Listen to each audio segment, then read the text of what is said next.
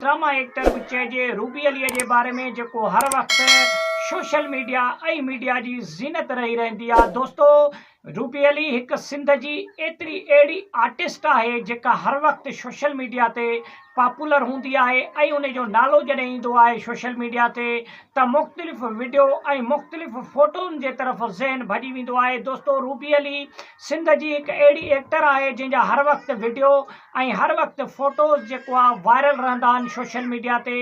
ऐं रूबी अलीअ जो हिन वक़्तु रिसेंटली हिकिड़ो वीडियो वायरल थियो आहे जंहिंमें नंढा कपिड़ा ऐं रूबी अली अलाए छा पई जेको आहे सो चए जेका बयानु करण जे क़ाबिल न आहे। रूबी अली जेको आहे सो जागीराणी सां तमामु घणो वीडियो उन जा वायरल थिया ऐं रूबी अली हूअं बि सिंध जी ड्रामनि में बि कमु कयो रूबी अली ऐं उन खां अलावा कलाम बि खोड़ सारा शूट कराया ऐं रूबी अली एक्टिंग बि तमामु घणी कई। हिन वक़्तु रूबी अली किथां आहे किथे आहे रूबी अली ऐं हिन वक़्तु उन जो कहिड़ो प्रोग्राम नशर पियो थिए सिंध में तफ़सीली वीडियो में ॻाल्हि कंदासीं। वीडियो किथां सुठो लॻे लाइक ऐं शेयर कयो, चैनल खे सब्सक्राइब कयो, सुठो कमेंट ॾेई पंहिंजी राय जो इज़हार लाज़मी ॾींदा। दोस्तो हिन वीडियो में रूबी अलीअ जो हिकु क्लिप तव्हांजे आॾो रखंदासीं जेको इंतिहाई नामुनासिब क्लिप आहे जेको आख़िर में वीडियो जे असां हलाईंदासीं, कोशिशि कंदासीं ब्रेल करे हलायूं छाजे करे जो कुझु कम्यूनिटियूं गाइडलाइन आहिनि उन्हनि जे मद्देनज़र रखे करे असां इहो वीडियो हलाईंदासीं।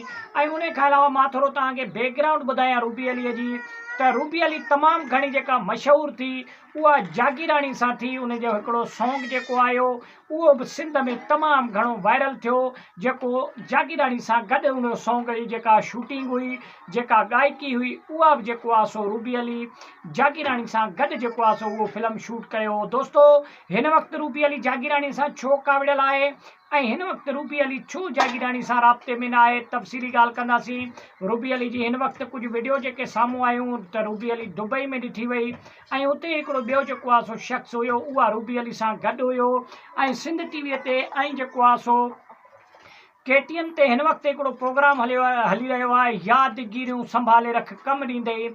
इन प्रोग्राम जी होस्ट जेका आहे उहा रूबी अली आहे ऐं उन में खोड़ सारा मुख़्तलिफ़ जेके सिंध जा वॾा आर्टिस्ट आहिनि, वॾा फ़नकार आहिनि, जा वॾा सियासतदान आहिनि, उन्हनि जी जेको आहे सो रूबी अली इंटरव्यू वग़ैरह करे थी।